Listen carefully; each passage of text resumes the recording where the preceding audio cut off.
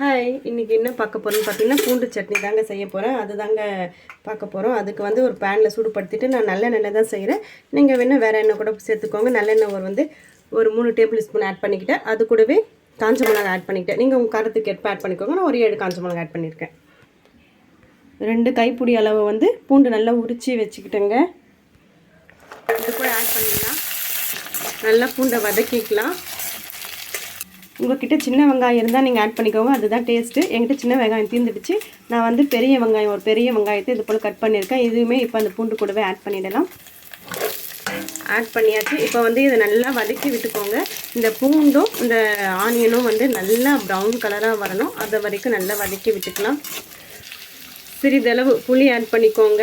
கொஞ்சம் புளி சுவையில் இருந்தால் டேஸ்ட் நல்லாயிருக்கும். அதனால் நீங்கள் பார்த்து ஆட் பண்ணிக்கோங்க.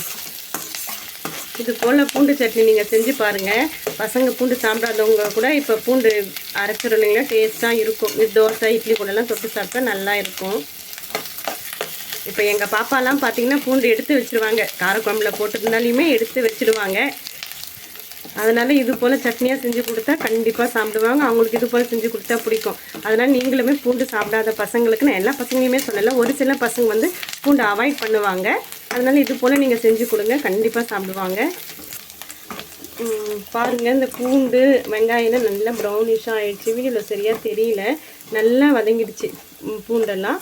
நல்லா ஸ்டவ்வை ஆஃப் பண்ணிவிட்டு நல்லா ஆறின பிறகு மிக்ஸி ஜாரில் சேர்த்து அரைச்சி எடுத்துகிட்டு வந்துடலாம். நல்லா ஆறிடுச்சுங்க. இப்போ மிக்ஸி ஜாரில் ஆட் பண்ணிக்கிட்டேன். கூட தேவைக்கேற்ப உப்பு சேர்த்துக்கோங்க. ஒரு சின்ன துண்டு வெல்லம் ஆட் பண்ணிக்கோங்க. அப்போ தான் டேஸ்ட் நல்லா இருக்கும். இப்போ அரைச்சி எடுத்துகிட்டு வந்துடலாம். நல்லா அரைச்சி எடுத்துகிட்டு வந்துட்டேன். இப்போ இதை வதக்கி எடுத்துக்கலாம். நல்லா நான் ஆட் பண்ணிக்கிட்டேன். அந்த பூண்டு வதக்கின பேன்லேயே இப்போ கடுகு சேர்த்துக்கலாம். கடுகு பொரியட்டும். கடுகு பொரியுது. இப்போ கருவேப்பிலை ஆட் பண்ணிக்கலாம். கூடவே பெருங்காயம் கொஞ்சம் ஆட் பண்ணிக்கோங்க. பச்சை பேஸ்ட் ஆட் பண்ணிக்கலாம். இப்போ நல்லா வதக்கி விட்டுக்கலாங்க. லைட்டாக மிக்சியில் அரைச்ச சட்னி இருக்கு இல்லைங்களா, அதில் லைட்டாக தண்ணி மட்டும் கொஞ்சம் ஆட் பண்ணி நான் ஆட் பண்ணிக்கிறேன். இப்போ நல்லா வதக்கிட்டு கொஞ்சம் மூடி போட்டு வைங்க. ஒரு 5 மினிட்ஸ் எண்ணெய் பிரிஞ்சு வரட்டும். நம்ம சட்னி ரெடி ஆகிடும்.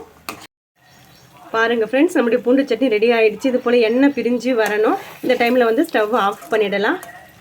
பாருங்கள் ஃப்ரெண்ட்ஸ், ரொம்ப சூப்பராக ரெடி ஆகிடுச்சு நம்ம பூண்டு சட்னி. இன்றைக்கி நாங்கள் தோசை கூட தான் சாப்பிட போகிறோம். ரொம்ப டேஸ்ட்டாக இருக்கும். கண்டிப்பாக சாப்பிடாத பசங்க கூட பூண்டு சாப்பிடுவாங்க. கண்டிப்பாக நீங்கள் ட்ரை பண்ணி பார்த்துட்டு எப்படி வந்துச்சுன்னு கமெண்ட்டில்